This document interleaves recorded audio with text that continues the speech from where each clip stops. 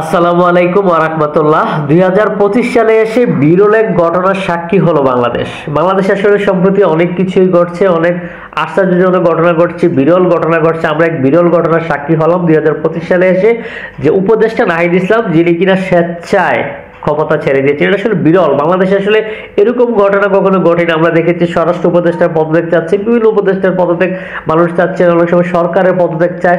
পদত্যাগ চাইতে চাইতে মানুষ বিরক্ত হয়ে যায়, মানুষ পদত্যাগ করে না। বাংলাদেশে হচ্ছে ক্ষমতার এমন একটা জিনিস যেটা আসলে ক্ষমতা একবার পাইলে কেউ আর ছাড়তে চায় না। বিশ্বের অনেক দেশে দেখেছি যে জনগণ পদত্যাগ চাইলেই সরকার পদত্যাগ করে ফেলে, দায়িত্বশীলরা পদত্যাগ করে ফেলে। কিন্তু বাংলাদেশ এমন জায়গা যেখান থেকে আসলে কেউ একবার ক্ষমতার স্বাদ পাইলে, এটা হোক ম্যানেজিং কমিটি যেখানে ইনকাম লাই, হোক বা একদম রাষ্ট্রের উপদেষ্টা পর্যন্ত, এবারই প্রথম যে কোনো ব্যক্তি, ক্ষমতাধর কোনো ব্যক্তি, রাষ্ট্রের দায়িত্বশীল কোনো ব্যক্তি এত সুন্দরভাবে ক্ষমতা থেকে পদত্যাগ করে, সেটা হচ্ছে নাহিদ ইসলাম, বাংলাদেশের তথ্য ও সম্প্রচার উপদেষ্টা।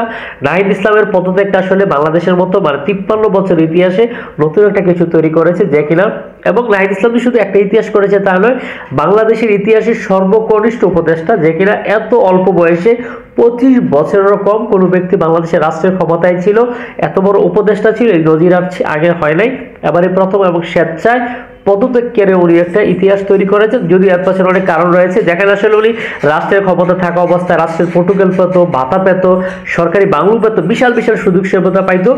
এই অল্প বয়সের একজন উপদেষ্টা এত সুযোগ সুবিধা ছেড়ে জনগণের কাতারে চলে গিয়েছে শুধুমাত্র একটি রাজনৈতিক দলের প্রধান হবে বলে। আমরা প্রত্যাশা করব নাহিদ ইসলামের কাছ থেকে। সে কিন্তু অল্প বয়সে সে এক দফা ঘোষণা দিয়েছিল, নাহিদ ইসলাম অল্প বয়সে ক্ষমতায় উপদেষ্টা হয়ে নজির তৈরি করেছে। নাহিদ ইসলাম আরেকটা নজির তৈরি করেছে, ক্ষমতা ছেড়ে নাহিদ ইসলাম এখন রাজনৈতিক দল তৈরি করতে চাচ্ছে। আমরা প্রত্যাশা করব নাহিদ ইসলামের হাত ধরে বাংলাদেশের সুন্দর একটি রাজনৈতিক দল তৈরি হবে, যেখানে সহিংসতা থাকবে না, যেখানে প্রতিহিংসা থাকবে না, অন্য দলের প্রতি আক্রোশ থাকবে না, যেখানে এই দেশের মানুষ আস্থা রাখতে পারবে এমন একটি দল নাহিদ ইসলাম তৈরি করবে, যেখানে বাকি দলগুলো, যেখানে আসলে অন্য দলের অন্য মতের মানুষগুলো শান্তিতে থাকতে পারবে। এই প্রত্যাশায় আজকের মতো বিদায় নিচ্ছি। নাহিদ ইসলামের জন্য অনেক অনেক শুভকামনা।